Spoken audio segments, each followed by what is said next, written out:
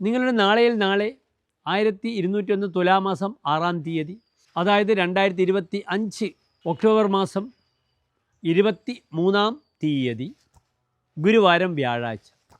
നാളെ വ്യാഴാഴ്ച തൃശ്ശൂർ സൂര്യോദയം കാലത്ത് 6:16, അസ്തമയം വൈകിട്ട് 6:01 നാളത്തെ രാഹുകാലം നിങ്ങൾക്ക് ഏവർക്കും അറിയാം.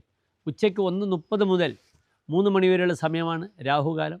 എന്നാൽ ശുഭകാര്യങ്ങളൊന്നും തന്നെ രാഹുകാലത്ത് അനുഷ്ഠിക്കാറില്ല. എൻ്റെ പ്രിയപ്പെട്ട പ്രേക്ഷകർക്ക് നാളത്തെ നക്ഷത്രം അറിയണം. നാളെ വിശാഖം നക്ഷത്രമാണ്. നാളത്തെ ദിവസം മുഴുവനും 56 നാഴിക വിശാഖം നക്ഷത്രമാണ്. വിശാഖ നക്ഷത്രത്തിൻ്റെ ആദ്യത്തെ 45 നാഴിക തുലാൻ രാശിയിലും അവസാനത്തെ 15 നാഴിക വൃശ്ചികൻ രാശിയിലുമാകുന്നു. വിശാഖം വിശേഷിച്ച് വലിയ ശുഭകാര്യങ്ങൾക്കൊന്നും നാം സ്വീകരിക്കാറില്ലാത്ത ഒരു നക്ഷത്രമാകുന്നു. അത്ര ശുഭമായ നക്ഷത്രമായി കണക്കാക്കാറില്ല. നാളത്തെ തിഥി വെളുത്തപക്ഷത്തിലെ ദ്വിതീയ തിഥിയാണ്. ചന്ദ്രൻ ദുർബലമാണ്. എങ്കിലും അമാവാസി കഴിഞ്ഞ് 2-ാം ദിവസമാണ്. വലിയ ദോഷങ്ങളൊന്നും പറഞ്ഞിട്ടില്ല.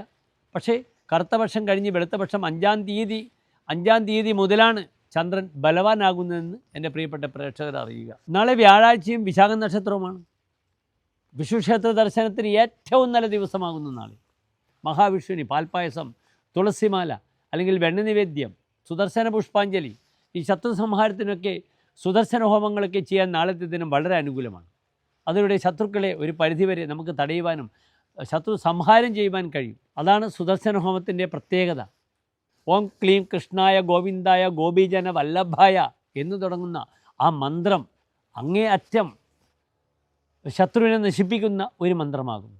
അപ്രകാരം തന്നെ മൃത്യുഞ്ജയ ഹോമവും ആരോഗ്യ സംരക്ഷണം മാത്രമല്ല, തീവ്രതരെ ആഭിചാരെ അങ്ങേയറ്റം ശത്രുദോഷത്തിനും പരിഹാരമാകുന്നു. എൻ്റെ പ്രിയപ്പെട്ട പ്രേക്ഷകർക്ക് നാളെ ശുഭകാര്യങ്ങൾ ചെയ്യണമെങ്കിൽ നാളെ കാലത്ത് 9:15 മുതൽ 10:30 വരെയുള്ള സമയം എല്ലാ ശുഭകാര്യങ്ങൾക്കും വളരെ അനുകൂലമായ സമയമാകുന്നു.